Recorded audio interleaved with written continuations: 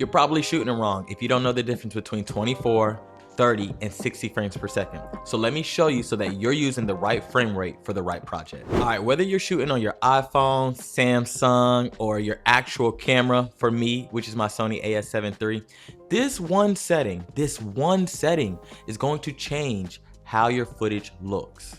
24 frames per second.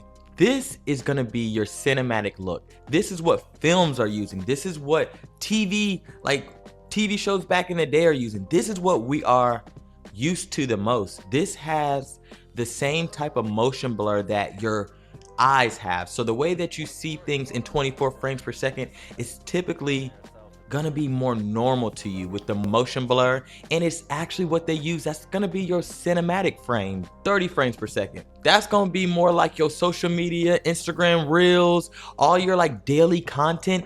That's what you shoot. You shoot that in 30 frames per second. When you're trying to shoot that cinematic, really dope vibe, turn it down to 24. It's gonna give you a different look. So we got 24, we got 30, and then of course we have 60.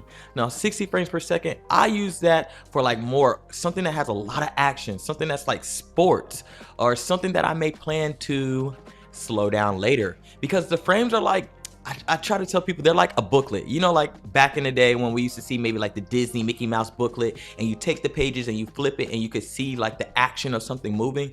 That's relatively the same thing that was happening within the camera.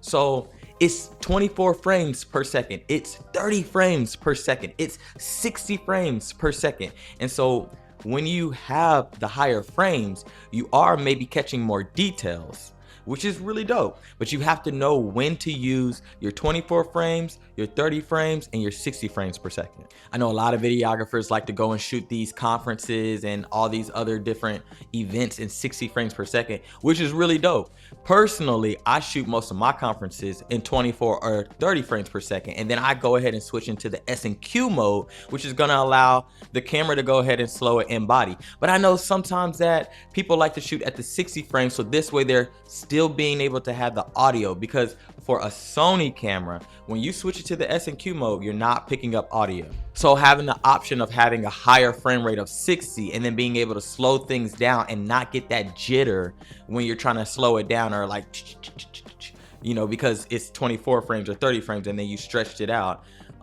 With the 60, it gives you more frames to stretch it out, which allows you to be able to slow it down in post. But the trade-off is your regular footage doesn't have the cinematic look.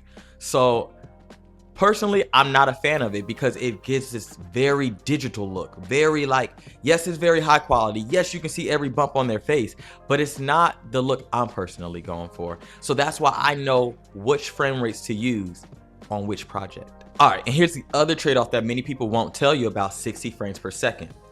The higher the frame rate, that means that's more data that the camera is collecting on the memory card, which means that you have less memory to shoot with, which isn't always necessarily a bad thing. I mean, you can mix the pot a little bit different and maybe go down to a more compressed format. However, if you're shooting with a higher frame rate, expect to have less memory on the card compared to shooting at 24 frames, because it's less data that's going on the card. So that's the trade-off. Also, when you're shooting in that higher frame rate, the 60 frames per second, like I said before, yes, maybe they can see every single thing because things are just even more detailed then. However, you're also trading off the soft cinematic look. So that's why it's important to know when to use the right frame rate. So I want to show you guys a couple of different frame rates. I'm going to show you a 24 with the motion blur and everything like that, a 30, the motion blur would look like, and a 60. So, I mean, currently I'm shooting this talking head video, this YouTube video, in 30 frames per second. So you'll see me do something like this, and this will kind of show you the difference in the motion blur if you look at my hand. But we're gonna go ahead and take this on to the actual comparison so you guys can check it out for yourself. I want you to see firsthand the difference between 24, 30, and 60. Let's get it.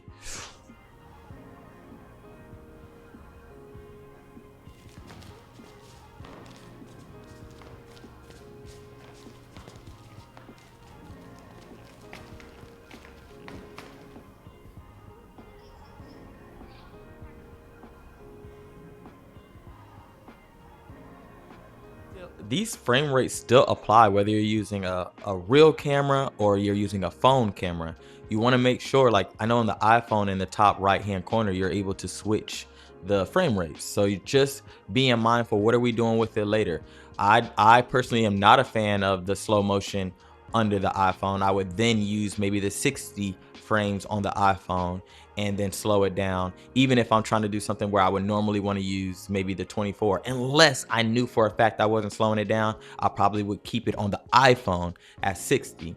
Now, here's another little tip for your camera. When you're shooting in a higher frame rate, or when you're shooting in any frame rate, if you're shooting at 24 frames per second, your shutter speed needs to be 1/48.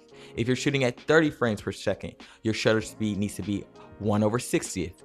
If you're shooting at 60 frames per second, your frame rate now needs to be 1/120th, or 1/120. Whatever you guys want to, 1/120, 1/160, or 1/160, and then 1/48. Okay, your shutter speed has to be double your frame rate. That's the secret sauce. That's how you're gonna make sure that the motion blur looks correct. That's how you're gonna make sure when the footage is played back that it looks good. You're gonna wanna make sure that your shutter speed is double your frame rate. Shooting 24, you shoot 1/48. Shooting 30, you shoot 1/60. Shooting 60, you shoot 1/120. You know, it's easy. Just make sure that that two mix that I just gave you go together so that the footage can look fire. Next time, before you hit record, I want you to ask yourself, what am I shooting? And then pick your frame rate first. And then after you pick your frame rate, don't forget that shutter speed needs to be what? Double the speed.